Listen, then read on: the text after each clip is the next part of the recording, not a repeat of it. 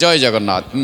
देखिए जय जगन्नाथ। मैं हेमंत सिंह राजपुरोहित हूँ, राजस्थान से, जोधपुर से हूँ और जयपुर राजधानी में रहता हूँ। जयपुर से, राजस्थान जयपुर, बढ़िया ना, राजपुरोहित। तो राजपुरोहित हूँ। आप दर्शन किए आज वहाँ पे? आज हमने प्रभु के दर्शन किए और हमें कई सालों से ऐसा लग रहा है कि हमें अपने आप को जगन्नाथ मंदिर में दर्शन खींचने की अपने आप में एक महत्वाकांक्षा है भगवान की, जो हमें 3-4 साल से बुला रहा है कि एक बार आ जाओ, एक बार आ जाओ। तो हमें एक प्रभु की कृपा है और यहाँ आने के बाद में ऐसा लगा कि पूरे संसार रूपी लोग जितने भी यहाँ पर पधारे हैं, ऐसा लगता है कि वाकई हम एक भगवान की नगरी में, एक स्वर्ग की नगरी में, एक स्वर्ग कह सकते हैं अपने आप में। भांति भांति के लोग यहाँ पर आए हुए हैं, हर स्टेट से, हर एक गांव से, हर एक तहसील से, हर एक भाषा के लोग आते हैं और प्रभु के दर्शन करते हैं। तो ये अपने विश्व में कुटुंबकम का एक जो नारा है, वसुदेव कुटुंबकम, ऐसा लगता है कि हमारे यहाँ आने के बाद में ऐसा लगता है कि हम एक दूसरे से परिवार से जुड़ने का, एक मिलने का सौभाग्य मिलता है, सबका दर्शन करने का सौभाग्य मिलता है। आज का आप क्या पहली बार आए, इससे पहले आए हुए थे? मैं पहली बार ही आया हूँ और मुझे जगन्नाथ मंदिर बहुत ही प्यारा, सुनहरा और भगवान के दर्शन करने को अच्छे से मिले। किसी से सुने थे या ऐसे कैसे आपका मन लग गया कि नहीं जगन्नाथ जी दर्शन करें? मैंने सुना है और कई ग्रंथों में, किताबों में, शास्त्रों में पढ़ा है। प्रभु के चरणों में वंदन करता हूँ, प्रभु की लीला सब कुछ जगह पढ़ी है, सुनी भी है। तो भगवान की कृपा हुई कि हम इस आज नगरी में आज हम हैं। इससे ऐसा लगता है कि एक कुंभ के जैसा, एक अर्ध कुंभ, महाकुंभ के जैसी यहाँ धरती पर लोग हैं, लाखों की तादाद में लोग हैं और यहाँ भांति भांति भिन्न भिन्न जाति के लोग आते हैं। ऐसा लगता है कि हम एक ही सब परिवार के लोग हैं।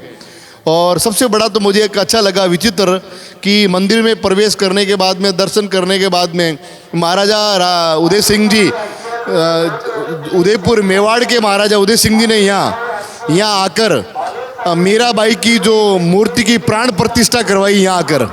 ये एक हमारे अपने आप में राजस्थान के लिए एक बहुत बड़ा अभिन्न एक उत्कृष्ट कार्य हो सकता है। राजा महाराजाओं द्वारा, उदय सिंह जी द्वारा यहाँ मीराबाई का जो मंदिर बना है, ये एक बहुत बड़ा हमारे लिए सौभाग्य की बात है राजस्थान के लिए। आप एक चीज़ बताएंगे पुरोहित जी, तो जैसे भगवान के कई सारे रूप में होते हैं, जैसे राम हो गए, कृष्ण हो गए, हरि हो गए, नरसिम्हा हो गए, बहुत सारे रूप भगवान के आते हैं। उसमें से कौन सा रूप आपके ज़्यादा प्यारा लगता है और किसको आप ज़्यादातर बुलाते हैं? मुझे सबसे ज़्यादा तो प्यारा रूप तो बाल रूप में कृष्ण भगवान का लगता है। बाल किशन, बड़ा अच्छी बात है। कृष्ण कन्हैया लाल नहीं की कन्हैया लाल, सभी माया उसी की है।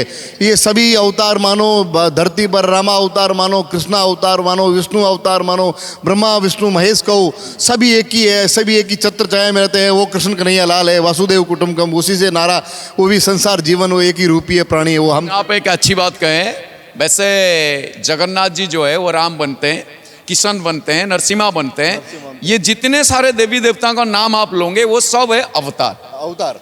जगन्नाथ है अवतारी। ठीक है, क्योंकि मैं ये कह रहा हूँ 20वां अवतार में, भागवत में भगवान श्री कृष्ण आते हैं 20वां अवतार में। कोई बात नहीं है, आप कोई भी मुसीबत आता है बाल किशन को बुलाते हैं। संत तुलसी ने जो बोले कि जो ही राम सोई जगदीशा, बात यह कि राम कृष्ण जगन्नाथ कोई प्रभेद नहीं है, कोई भेदाभेद नहीं है।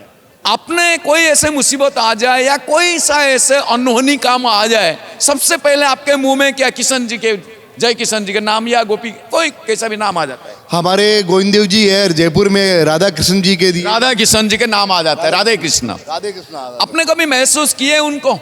हमने बहुत महसूस किया है, हमें कभी कभी महसूस भी होता है। ये तजुर्बा अगर है तो शेयर करेंगे।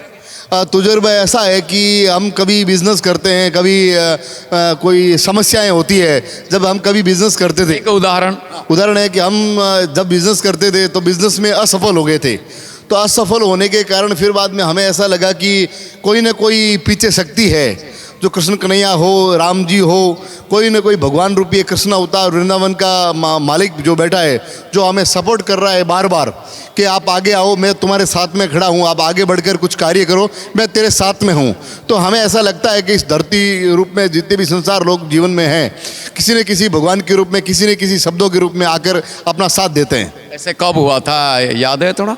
2010 के और 2015 के बीच में ऐसा लगा 2010 से 15 के बीच में ये मुसीबत जब आया तो आपने राधे कृष्ण या वही कृष्ण कन्हैयालाल जी के समर्पण हो गए और उसमें क्या हुआ कि हौसला बढ़ गया। वहाँ हौसला बढ़ गया और ऐसा महसूस हुआ उस दिन से, ऐसा महसूस पहले एक बचपना था, फिर बाद में लगा 2010 और 2015 के बीच में भी ऐसी लगता है कि कोई शक्तियाँ हैं जो अपने आप में भगवान श्री राम को कहे, हमें कृष्ण कहे, राधा कहें, तो कुछ न कुछ शक्तियाँ हैं जिनको हम तन मन धन से समर्पित करते हैं अपना शरीर को, तो अवश्य कि वो आपके साथ में खड़ी रहती है और आपके हर प्रोग्रेस में साथ देती है।